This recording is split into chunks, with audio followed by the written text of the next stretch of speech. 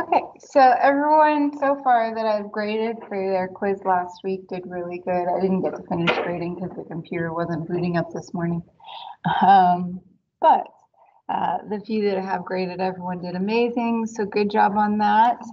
This week, you guys have a discussion post to do by Friday over all of the media chapters that we're covering. From last week and this week. This is a really short discussion post. So choose one of the mediums of art that we've discussed so far and discuss an artwork that uses that medium. So I would recommend you choose your artwork first and then discuss the medium. So if you know of anything that piques your interest, I would choose that one. For example, you could choose a graphic novel cover or an advertisement poster, or you can go and choose a painting or a drawing, depending on what you like. Choose something that you actually want to talk about. Different things that you can discuss with that artwork is why did you choose that piece in that medium? What or how does the artist make use of that medium? So what are they doing with it that's kind of different or unique? Did they do anything interesting with it? How does the medium help to convey the composition of the artwork? As we discussed on Thursday, artists choose mediums because they help the art. They don't choose mediums randomly. The mediums usually will help support or convey the message of that artwork. So keep that in mind. This is, like I said, a really, really short discussion post, so keep it to about just one paragraph, so like 3 to 5 sentences. Any questions on how to do that? If you want to add a picture, you can. It's not required though, but if you want to, you can.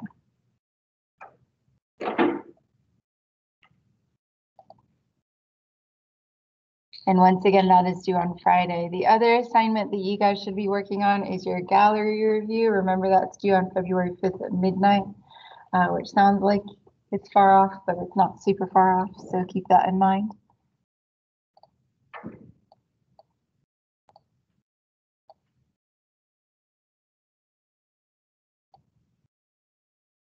Today, we are going to continue on with mediums in art.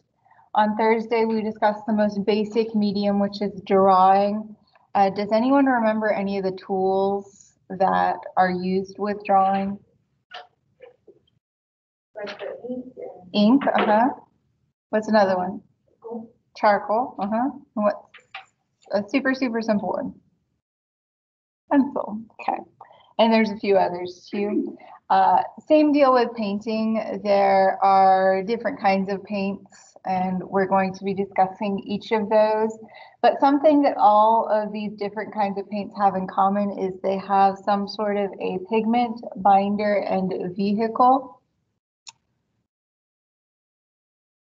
Pigments themselves are the color. Usually they're in powdered form. So if you are super into makeup, which some of you are like, what? And you know eyeshadow pigments, those are just pigments of color. That's basically what paint pigments look like, is powder. Pigments of color in powder form.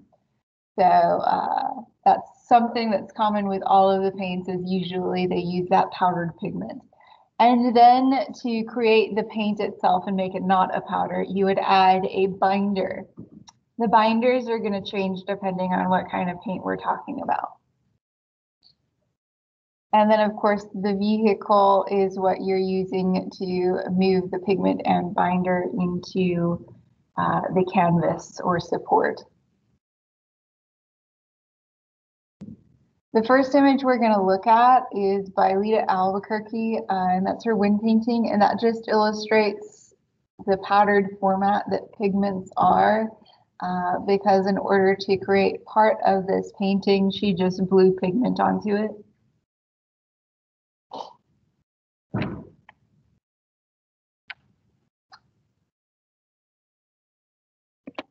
And here is that particular painting. So you can see the base of the painting was painted, but then she blew that powdered pigment over top just to give you a sense of what the pigments are originally in as far as their most basic form.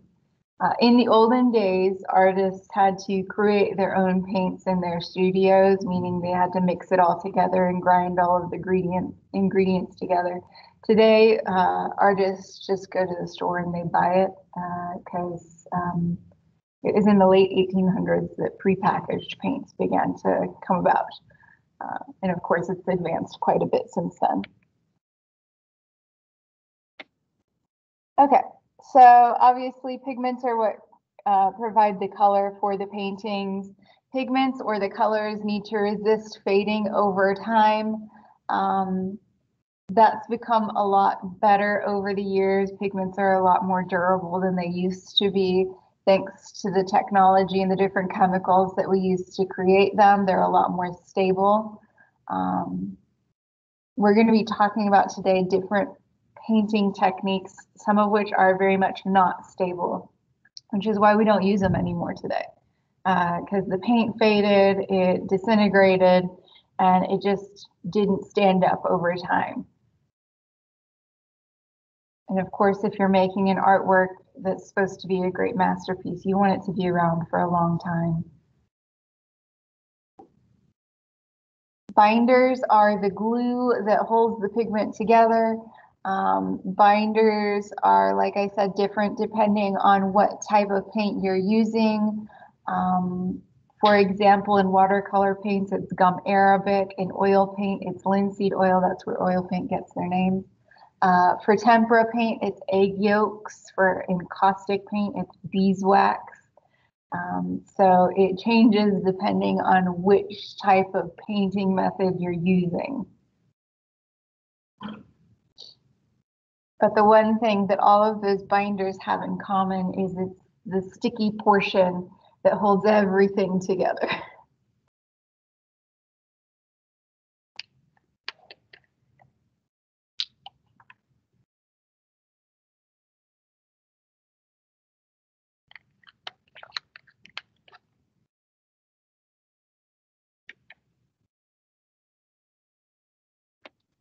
And of course, like I mentioned earlier, the vehicle helps to either make the paints more liquid. Well, usually you would add a vehicle to make a paint more liquidy, such as with watercolors, you add water to make it a liquid form, and then you're easily able to put the watery paint on a paintbrush and take it onto a piece of paper. With oil paints, you add turpentine. The turpentine helps to thin out that linseed oil and pigment mixture and make it so that you can put it on a paintbrush and use it. Turpentine is, of course, very toxic, so you want to ventilate if you're using it. A support is the structure that you're painting on, so a piece of wood, a piece of paper, a piece of canvas, a wall.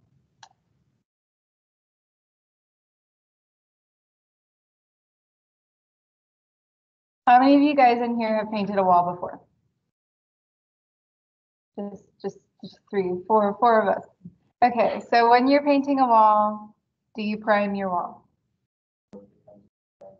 Yeah, unless the paint's mixed in with a primer, yeah.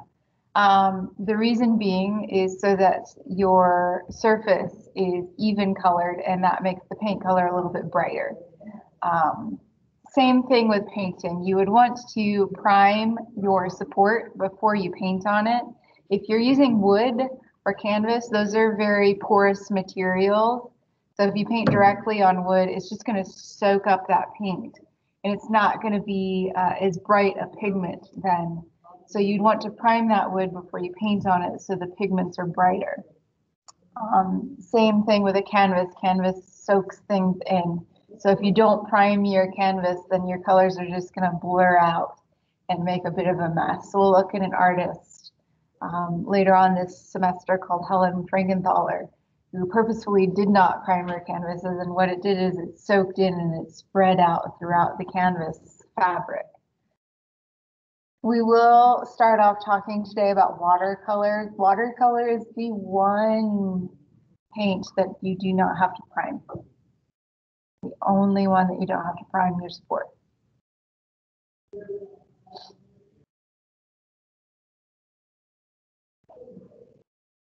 I kind of hinted at on Thursday that with painting, we're going to be doing things a little bit different than when we did drawing. This one we are doing in chronological order to the date it was invented and first used.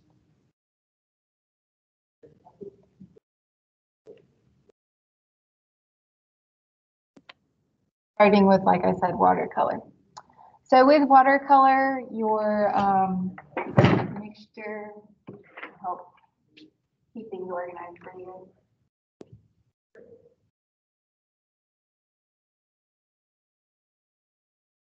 Your pigment is of course powdered. Your binder is gum ergot.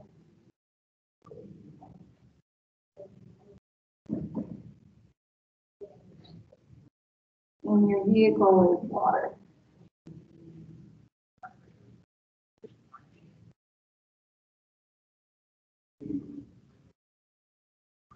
And you don't require any priming. Most often, your support for watercolor is going to be rag paper.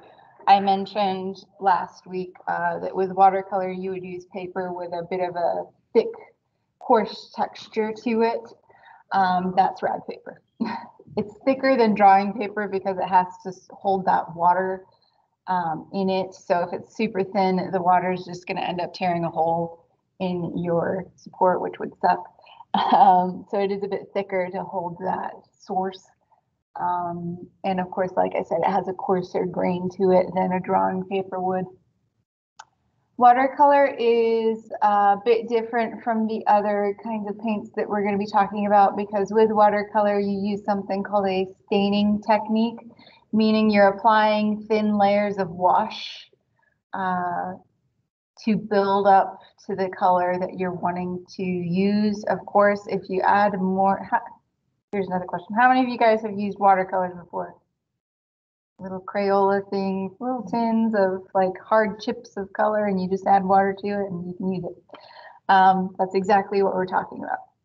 So you guys know that if you add more water to your watercolor, what's going to happen to the color? It lightens, and if you add less water, it's going to be darker.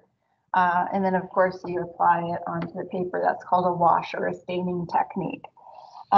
Last week, I also mentioned ink can be applied with a brush, and if you want your ink to be lighter, you just add water. If you want it to be darker, then you don't need to add water. So ink can also be used as a type of watercolor. So it's going to pop up in a bit in the same category because it's the same method to it, other than ink is already liquid and ready to go. You don't have to add water to it unless you want to lighten it. And of course, with watercolors, you can make the colors very opaque, meaning dark, not translucent, or you can add a bunch of water and make them pretty translucent. Oftentimes with watercolors, artists will leave highlights by just not painting that area and letting the white paper peek through. In other kinds of paint, if you let the paper peek through, most art critics will assume you didn't finish your painting. So watercolors are a bit different also in that sense.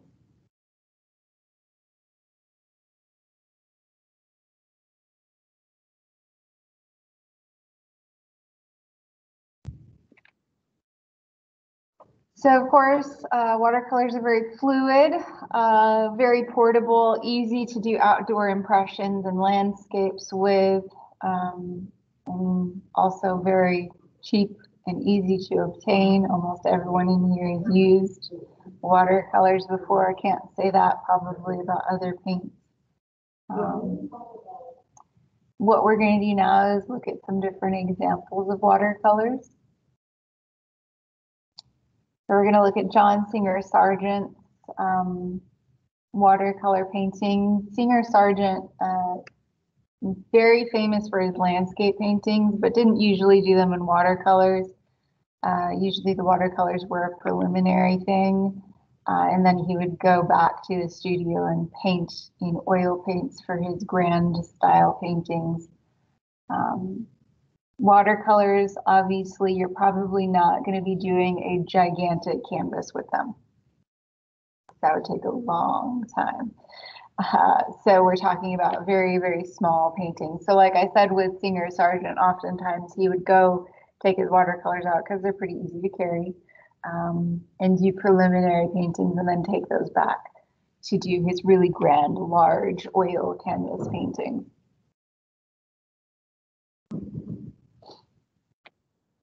And here is that particular painting.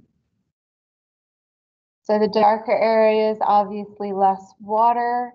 The areas that look a bit rough, he used a dry brush to apply. If you've ever used a dry brush with very little water in your watercolor, you'll know that you'll get a bit of a rougher texture to it. The white areas, such as right here on the bridge, and here on the boats, you can see here as well. He did not apply any paint at all. He was allowing the paper to peek through.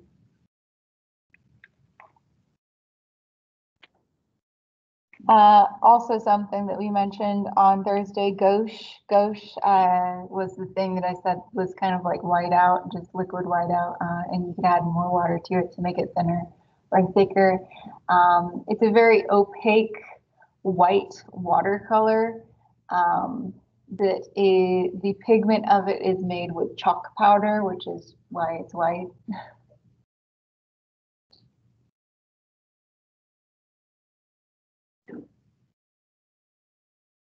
You saw it last week in the Rembrandt drawing, as well as Nancy Spiro's little helicopter drawing.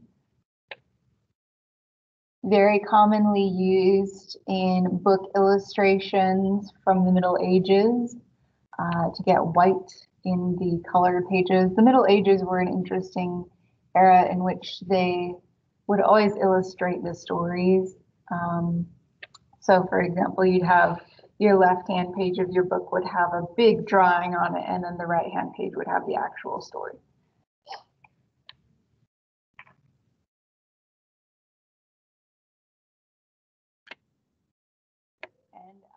If you remember back to in your book, you should have read about Going Home from Jacob Lawrence. He used gouache, but once again, we just talked about that on Thursday, and you probably remember. Other examples of watercolor, of course, ink. As I mentioned earlier, if you're using a brush to apply your ink when you're drawing with it, and you can add water to it to thin it out, that's a form of watercolor. Once again, using an ink and brush to draw with originated from Chinese calligraphy and then spread throughout the world. Some contemporary examples that draw upon of the Chinese ink drawings are Hidden Valley after Gyoji. This one obviously uses colored ink, which, as I mentioned on Thursday, is a bit of a newer invention.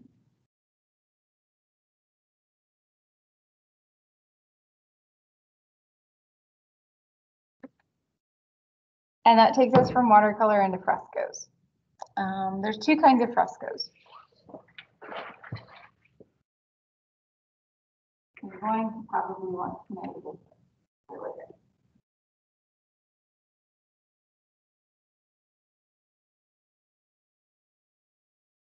I always forget how to spell it.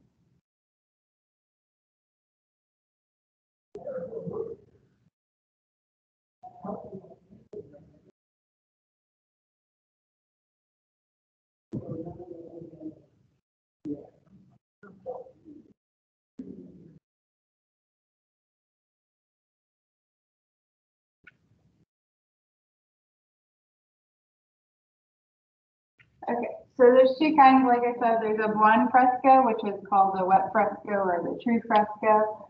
And then there's fresco secco, which is a dry fresco. Fresco secco is usually used for minor touch-ups. Buon fresco is an overall artwork.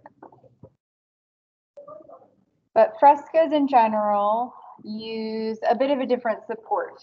So when we're talking about watercolor, who remembers what the support is for watercolors usually?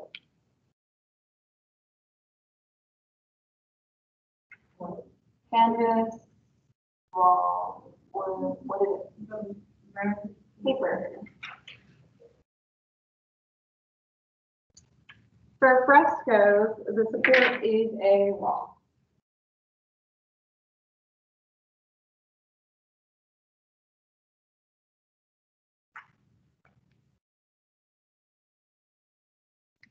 So we're talking about now, we went from really, really small scale. Now we're talking about a wall painting that covers the entire surface of that wall. Frescoes, well, buon frescoes, mix the pigments with the plaster. So your pigments are combined with water and then applied to the wet plaster. And what happens is a chemical reaction in which that wet lime plaster holds on to those pigments and they crystallize, creating a very, very long lasting mural. With fresco secco, you're painting on top of a drywall with a yolk. You're using tempera paint. We're going to talk about tempera paint next. But we're primarily going to be focusing on buon fresco today.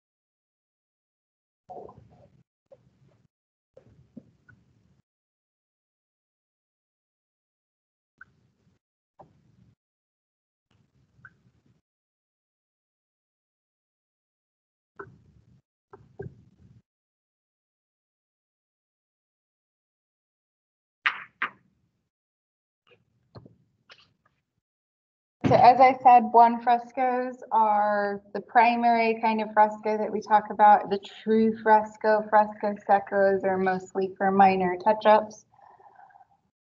I mentioned frescoes on Thursday when we were talking about the vocabulary word cartoons. Does anyone remember what a cartoon is?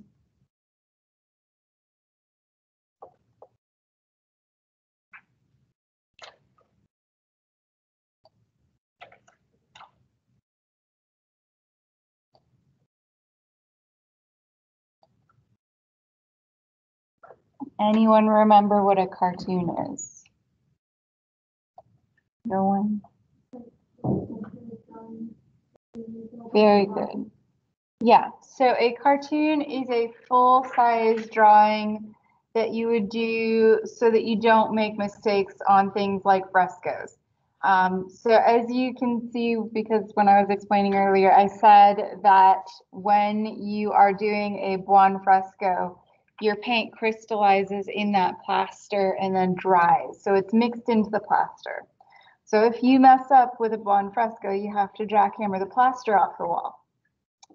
So you would use a cartoon, that full-size drawing or sketch, to try and avoid those mistakes on that plaster, because it would really, really suck if you messed up and had to start over again.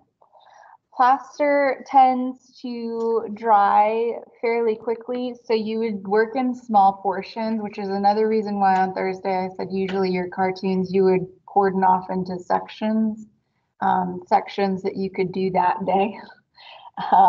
Because you don't want to have to start a section at 2 a.m. and be working on it all night. That would suck. We'll talk about the sizing and how much artists can usually get done in a day. But normally frescoes are arranged in something called joints, which means they're arranged along major shapes. So you would work on like one person a day if you're talking about people. We'll look at some, particularly Diego Rivera's, in a second, and we can figure out the joints fairly easily in them since they were arranged along people and lines. As I said, Buonfresco is the true fresco, and also, like I said, it's a crystallization that happens with the lime plaster in which the pigment is chemically binded to the wall when it dries. It's extremely durable and long lasting. Occasionally artists will have to go back and do minor touch-ups, which is what the fresco secco is for, since it's small and easy. Fresco secco, of course, does not last as long because you're just painting on the dry surface versus chemically binding it to the wall, which is why most artists will choose Buonfresco over fresco secco.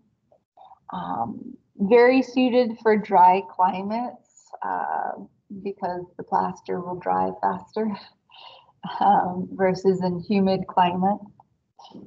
And one of the more well-known contemporary artists that uses frescoes is Diego Rivera.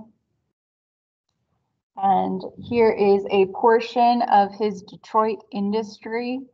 So normally how Rivera works is he would section off what he was going to do that day by the people's silhouettes or major shapes in the image. He wouldn't try and do the whole thing in one day.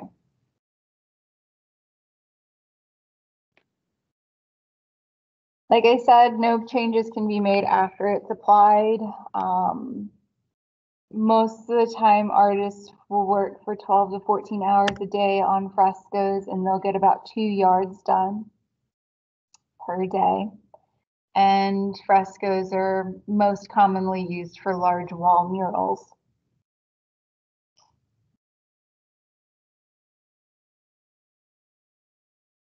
And then, of course, fresco secco used on dried lime plaster walls using tempera paint, which we're going to talk about next. Tempera paint uses egg yolk as a binder with the pigment. And it's more often used for just retouching things.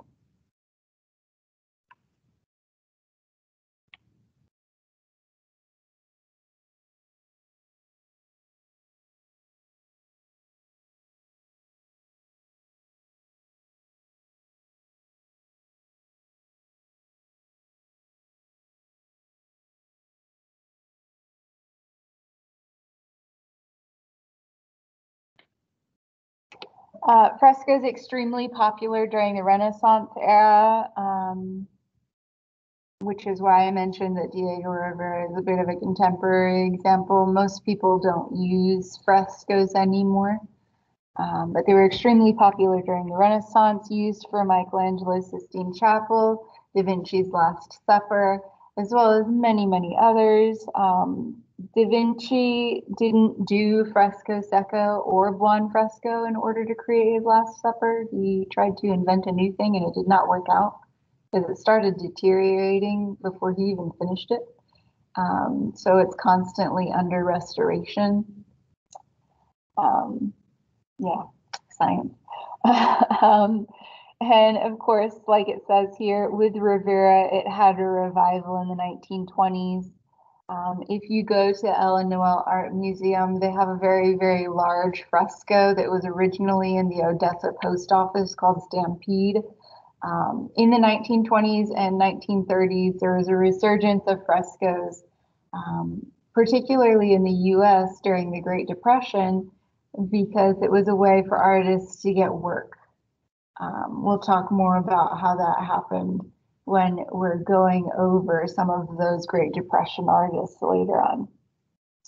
But the government usually will help support paying for art in public buildings. If you remember, when you're making a public building, you have to pay 1/2 of 1% of the overall building's costs has to go to art. Oftentimes it will be a mural or a statue or something like that, which is exactly how Detroit Industry happened. It was made for a public building and it was a way for them to include their art that they needed. Rivera became extremely popular in the US after having success in Mexico, and he was eventually hired by John D. Rockefeller to create a really large mural in the Rockefeller Center. But that particular mural isn't there anymore. Here's the full image of Detroit Industry. So we were just looking at the little piece right here. Here is the whole thing. So as you can see, very huge, large artwork, which would have taken quite a bit of time to create. And as I said, he was hired by Rockefeller to create an artwork titled Man at the Crossroads. That artwork doesn't exist there though. It was never actually finished. Rockefeller had it taken off the wall because Rivera decided to include an image of Lenin, who is the leader of the Soviet Union at the time, in the mural. Rivera himself, a very open and outspoken communist, tried to include a lot of communist motifs in his artworks to support his ideas and ideals, which included a picture of Lenin for Rockefeller. And of course, this was during something called the Red Scare in the US, where if you were thought to be communist, you would probably be in big, big trouble and end up in jail. So Rockefeller was freaked out and had the entire thing taken off the wall. Of course, it had already dried, so they had to bring in some jackhammers and take it off. Rivera ended up going back to Mexico though and creating his own version of it in Mexico City. He tried to compromise with Rockefeller, saying he would add Abraham Lincoln on the other side, but Rockefeller was like, no. And here is Man at the Crossroads, the copy that is in Mexico City. Here you can see Lenin and of course the Soviet people up on this side. And then on the other side, Lincoln was supposed to be added right here. He obviously wasn't. And then the US is being represented over here, which is great, great contrast there. We have war and people. So that takes us from fresco to encaustic. Encaustic is something we don't do anymore because it's very time consuming and it doesn't hold up. Pigments for encaustic paint are suspended in beeswax, and the wax is both the binder and the vehicle.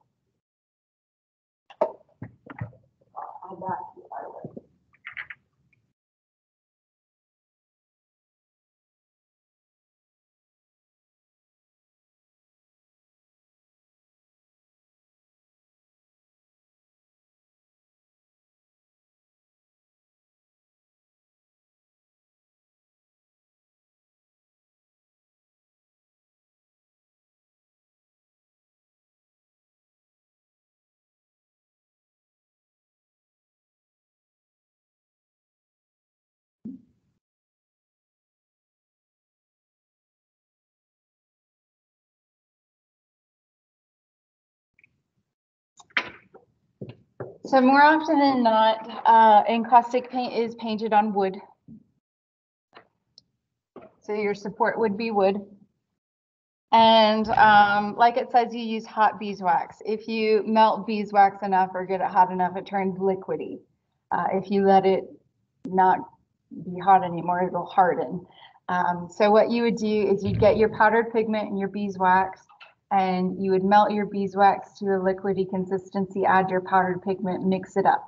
And of course, if you let it dry, you have hardened paint pots that you just have to heat up again later. But the issue with encaustic paint is if you paint an entire painting in beeswax, what happens on a hot day?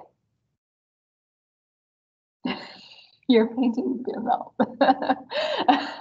Yeah, so that's the main reason why we don't do encaustic anymore, because it's a bit tricky. You gotta keep things at the perfect temperature at all times to use them. Encaustic was mostly used by the ancient Greeks, so a really, really, really long time ago. And it was popular during Egypt, ancient Rome, and ancient Greece. And it's mostly seen being used in portraiture or portraits, such as this portrait right here. So this is a portrait that they did after someone passed away, which is commonly seen in the Greeks and the Romans at the time. If someone passed away, they would paint a picture to remember them of what they looked like. So here we have a portrait of a young boy who had passed away, done in encaustic. So this entire thing was done with beeswax. It has been maintained in a specific temperature controlled room. The museum keeps it in a specific spot with temperature control. And it's one of very, very, very few examples that we actually have of encaustic. Like if you ever Google encaustic, this is probably the only one that's going to pop up. But you can see with encaustic, you can get, versus like watercolor and fresco that we've talked about so far, you can get a lot of depth, dimension, and detail with it. It also has a bit of a sheen to it. That's because of the wax. We also just don't have a lot of paintings from that era in total, because they would do frescoes and things like that too, and we just don't have many. There's a few mosaics that are left over, but they're pretty rare. Mostly we just have statues and architecture from the ancient people groups. That takes us to tempera. Tempera is another one that we don't really do because it uses egg yolk, and we found things that are better than that. So egg yolk is the binder in which the powdered pigments are added to and mixed with, and then if you add water to it, you can make it thinner. If you don't add water to it, it's thicker or darker, similarly to watercolors. So your water is your vehicle for tempera.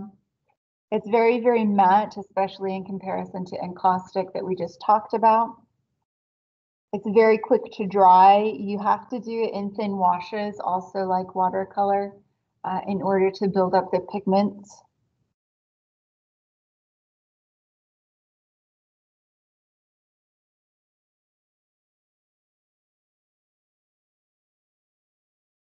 The advantages with egg yolk, though, is that you can get really precise details and sharp lines with it versus watercolors. It's a little bit trickier to do that just because they're a little watery. So that's a plus. But with tempera, because you're using egg yolks, what are some of the things you think might happen? What happens to eggs if you leave them out for a really long time? They get nasty. So with tempera, after it dries, there's a bit of a discoloration that happens with the paint. For example, it can turn a greenish hue, which is not pleasant. Also, tempera tends to flake off very easily, so it's needing to be retouched quite often.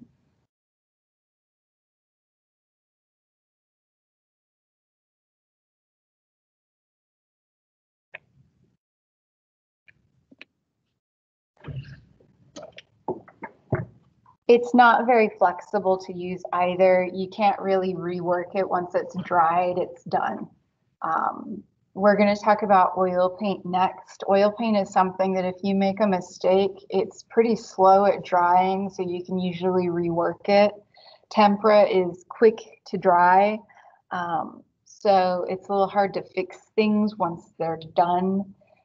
Also, like I said earlier, the colors tend to change while it's drying. You do have to do a pale underpainting, which that means is you have to do a couple layers of paint to build it up. And I'll add that to our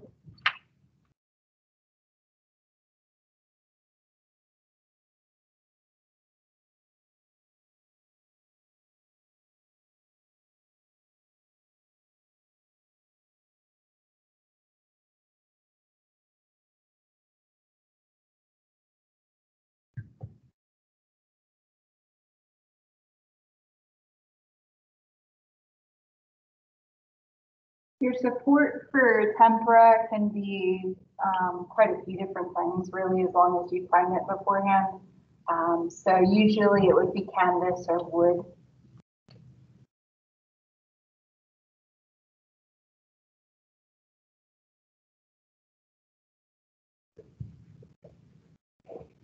Remember, tempera is also used in a fresco secco.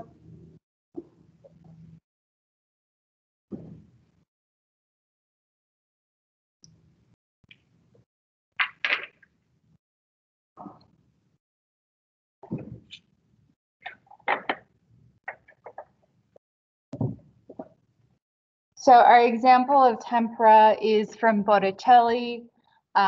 He did several layers of paint to achieve the colors that he was able to get on this. So keep that in mind.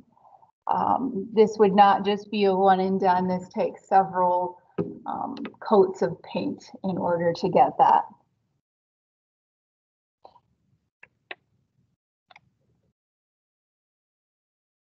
If you ever go to Fort Worth, there's an art museum there called the Kimball Museum. And they have a Giotto tempera painting called The Raising of Lazarus. And I always think it's funny because if you know the Bible story of the raising of Lazarus, Lazarus was dead, right? But Giotto used tempera. So what happened with Lazarus's body is it turns green. And they have to fix it every once in a while. But I'm like, well, he's a dead person. So makes sense that he'd be green, I guess. But he's not supposed to be green. It's just the paint. And that takes us to oil. Oil is pretty much the most popular method for painting, and it has been for the last 5 centuries in Europe and the US because it's extremely versatile and easy to use. For oil paints, you're using your pigments, and the pigments are being bound together with linseed oil. And then turpentine is the vehicle used to thin out that particular paint in order to use it. And the more turpentine you add, the thinner it gets, the less you use, the thicker. And of course, if you don't use much turpentine at all, you can get an impasto effect with your paints. Does anyone remember what that word impasto means?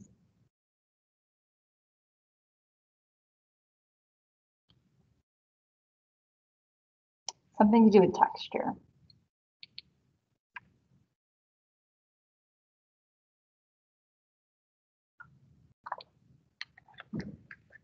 So impasto is a thick, buttery or cake batter-like consistency. So if you're not adding turpentine to oil paints, you're going to get that really, really thick whipped butter is what I like to think of it, consistency with your paint. And you can paint with it and it'll eventually dry like that and give the painting itself a lot of texture. We'll look at one in a second that uses that quite prominently, and it's very easily seen. But oil paints originated from Northern Europe in the Amsterdam, Netherlands area in the Renaissance era, and they were first used by an artist named Jan van Eyck. We're going to look at a painting done by his brother and him together. Hubert and Jan van Eyck, they were brothers. But he's learned that in order to, he's of course Renaissance, they're making the paints in their own studios. So this is how he came up with it. He was working on trying to come up with a better way to paint versus tempera. In the north, things are quite dry, so the tempera dried even quicker. So he was wanting something with a little bit more flexibility with the dry climate there. So he had a little bit more working time when he was painting, and that's how he came up with oil paints, which do have a slower drying time. You can build up your colors, you can thin them out. You can use any kind of support that was listed on tempera as well with oil paints, except for walls. Well, I mean, you could probably use it on a wall, but it wouldn't look right.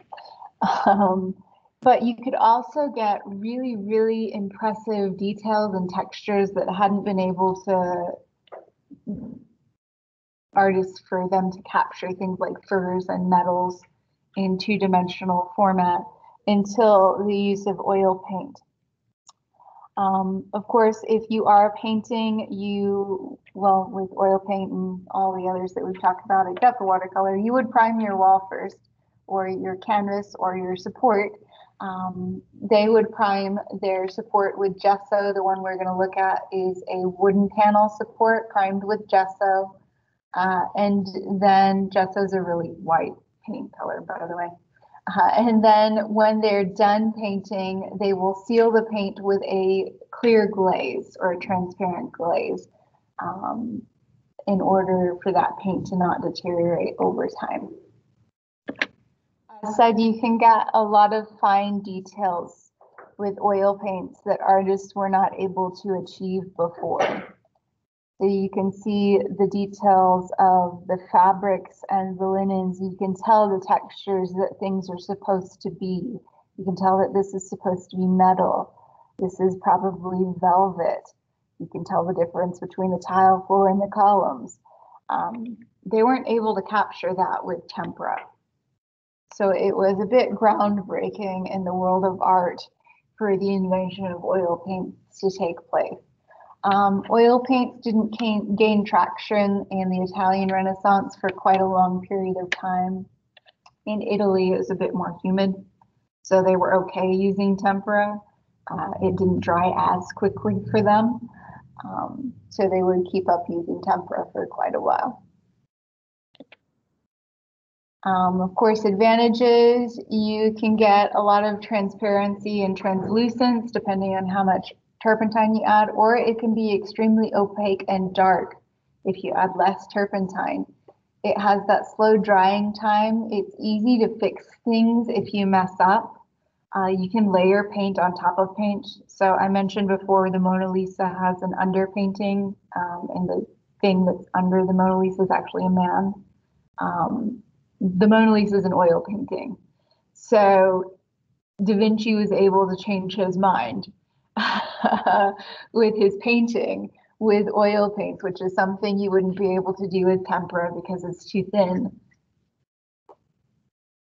The pigments don't change colors when they're drying, which that's great.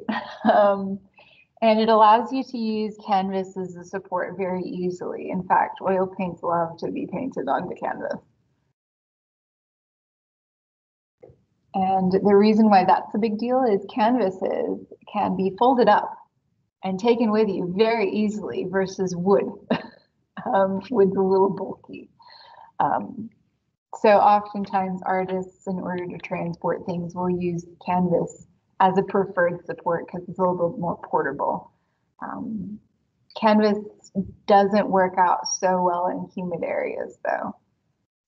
So it's usually used more in drier areas. So once again, different application techniques. You can thin it out with turpentine. You can leave it thick with less turpentine and create an impasto technique or thick layers of paint. You can use oil paint on top of oil paint, so you don't even have to wait for it to dry. You can directly paint in one sitting. You don't have to wait for the different layers to dry like you did with tempera. Or you can wait for them to dry, and that's fine too. So very, very flexible. Oil paints will be the first paints to be tubed and sold pre-made in a tube in the late 1800s.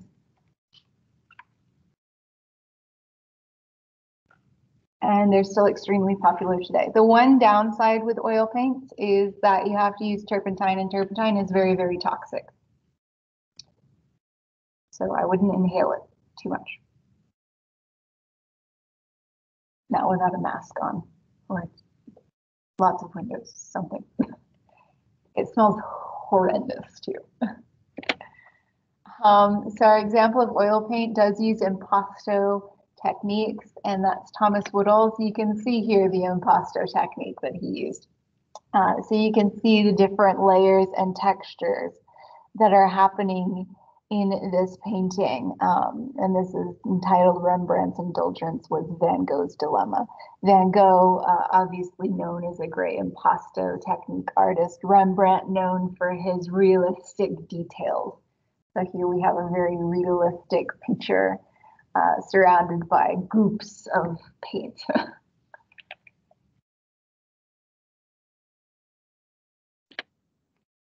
And of course, another oil painting here, Joan Mitchell's Untitled. Just to show you the range that oil paints have, you go back to Jan van Eyck's and his extremely detailed painting. And then of course to Woodall's that you can get really, really thick. And then Joan Mitchell's, in which she has added so much turpentine that some of the paint has even become translucent.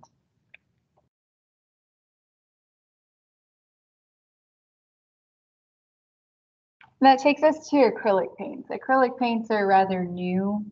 I should probably add oil paint onto our wall before I forget.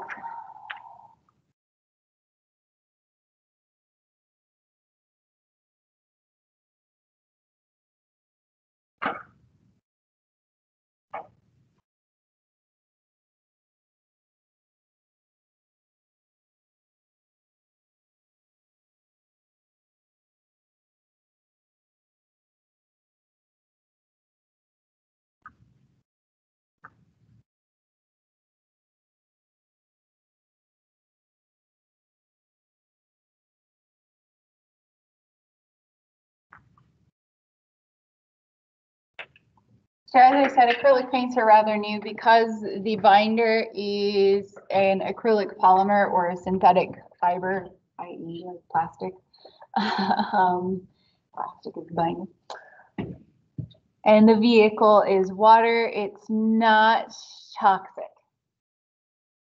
It can do almost all of the same things as oil paint. The colors won't be quite as rich and you won't get as fine a detail. And it does dry faster than oil paint, but it's almost to the same ease of access and ease of use as oil paints. In fact, acrylic paints are a little bit easier to come by. If you go to Walmart down their paint aisle, they have acrylic paint, like $1 for a bottle. Very cheap, very easy to come by. You can paint on canvas, wood, metal, fabric, paper, whatever you want to with acrylic paint as long as it's primed.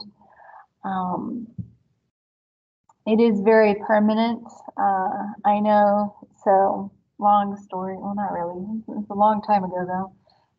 I took art classes in high school and I remember one day it was really, really cold because the heater wasn't working and I was painting with oil paints and I was wearing my Letterman jacket. I got paint all over my Letterman jacket and it does not come out. Not that particular kind of paint. I still have paint on my sleeves on my Letterman jacket. Oh well. So it's fairly permanent. It doesn't really need to be retouched, which is great. Once again, newer technologies help to ensure the durability of paintings. And acrylic paints are one of the more recent advancements in that particular medium. It does have a rapid drying time, which is one of the things that makes it a little bit different from oil paints. And sometimes you will have to do several layers of acrylic depending on what color you're trying to achieve. But we're going to look at Anne Truitt's Return, which did take several layers of acrylic paints in order to achieve the rich red color. And this is just acrylic on wood.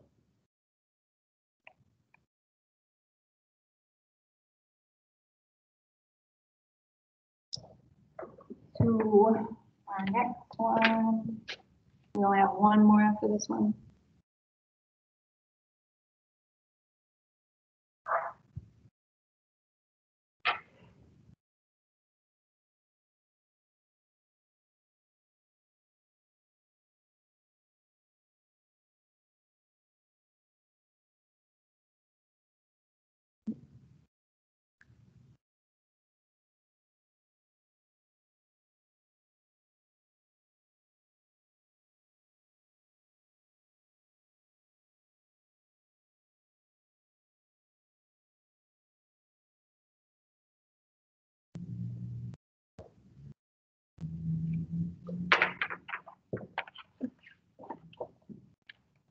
That takes us into contemporary art, which is an airbrush or a graffiti can or a spray paint can.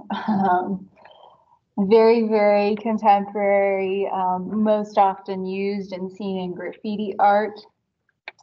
You can also buy a little airbrush.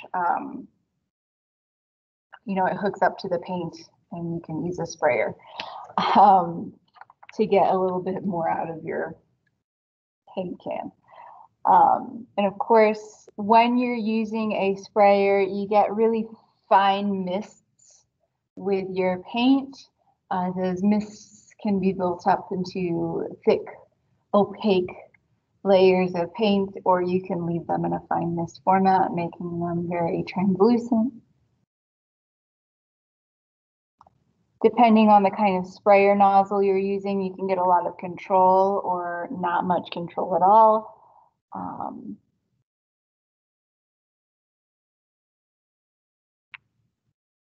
Very quick, easy to use, easy to come by once again. Fairly long lasting. With airbrush, you would of course load it with whatever paint you're wanting to use. Normally it would either be your acrylic paint or you can use oil paint as well in airbrushes.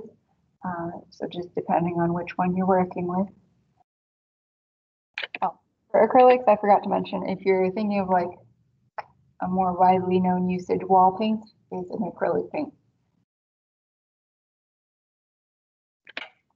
So the work of Kelsey Ferris uses a lot of airbrushing techniques, which is how they were able to achieve this holographic effect onto the canvas, was the different thin layers of the airbrushing.